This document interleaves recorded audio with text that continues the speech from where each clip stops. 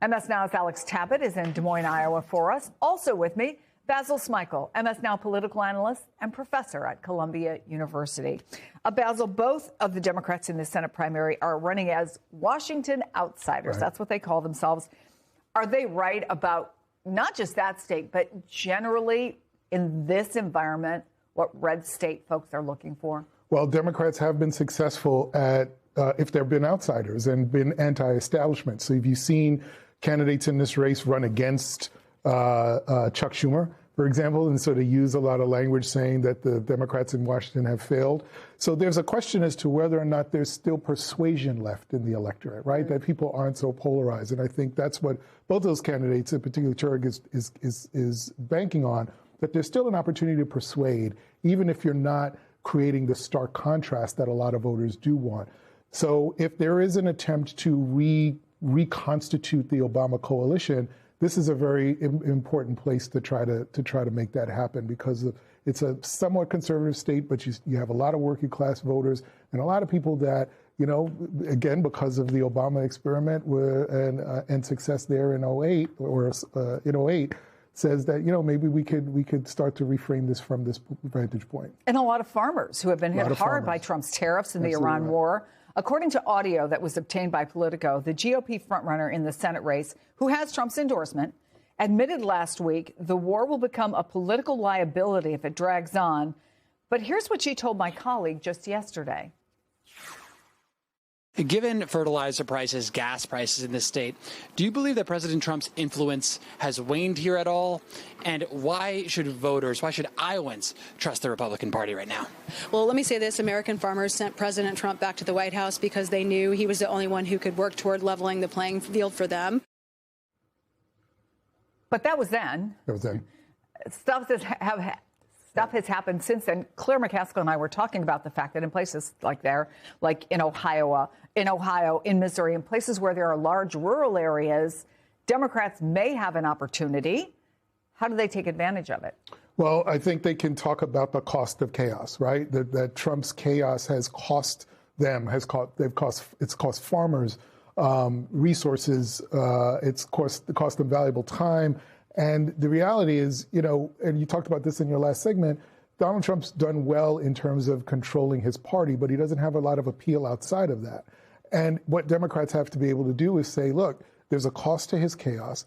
Things are becoming more and more expensive, whether it's gas prices or childcare. All of the things that structurally make you a family, that make you whole, that make you the farmer that you've wanted to be and that perhaps you inherited from your father and grandfather or family, you know, all of those things that make you who you are, the kind of identity politics that we don't talk about as much, you can't engage any of that because of Donald Trump's policies. So I do think there's that opening.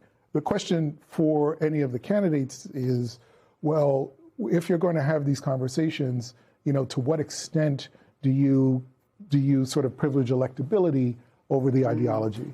There you go. So, Alex, Cook Political Report labeled the governor's race a toss-up. What can you tell us about what you observed as this race is shaping up?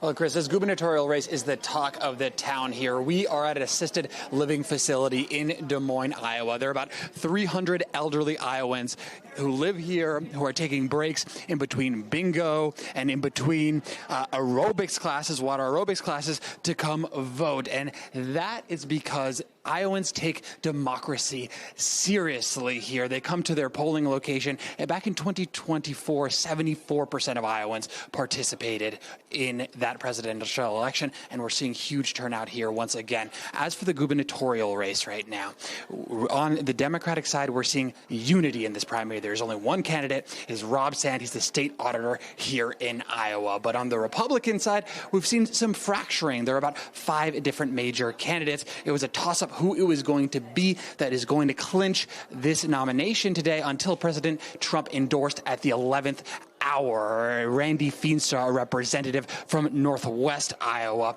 Now, we talked to Rob Sand, the presumptive Democratic nominee, about his race and who he's looking to match up against. I want you to hear what he had to say. I feel pretty comfortable saying that we can beat anybody that they put against us. I think most Iowans recognize that the state's going in the wrong direction and that they're ready for change.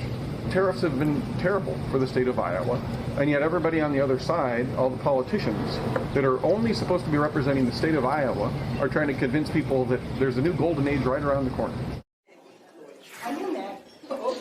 Democrats are going to have an uphill battle here in Iowa. There are 200,000 more registered Republicans than Democrats here in this state. But Rob Sand is convinced that the national headwinds facing the Republican Party in a state like Iowa, given the diesel prices, given the fertilizer prices, they might give Iowa its first Democratic governor since 2011. Chris? Thank you so much for that. It's really interesting to me as well. And by the way, who wouldn't want to vote? When it's like, 20 feet from where you're having lunch. That's great for them. But you've got two candidates, one backed by MAGA, the president, one backed by MAHA, Make America Healthy Again. What do you make of that split? Yeah, it does, as has been reporting, talk about this sort of break within the Republican Party. But as I said before, Donald Trump's got a really strong hold on his party right now. And there are a lot of voters that, and I've been saying this, Republicans are going to vote for Republicans. They've said that. The real issue here is the independents. Is there any movement? Is there any persuasion among the independents? So I imagine that Donald Trump, because of the hold he has on the party, that the sort of MAGA wing of that party is still going to win. However, it also does present an opportunity for Democrats. I know the state like Iowa was very difficult, but it presents an opportunity for Democrats because you can run then against Donald Trump and use every candidate that he's brought to office against him. There is no sort of party autonomy at the state level that some Republicans and Democrats used to be able to enjoy. For the Republicans, it is one party that is led by Donald Trump. Basil Smikle, always great to see you, my friend. Pleasure's mine. Thank you. And up next,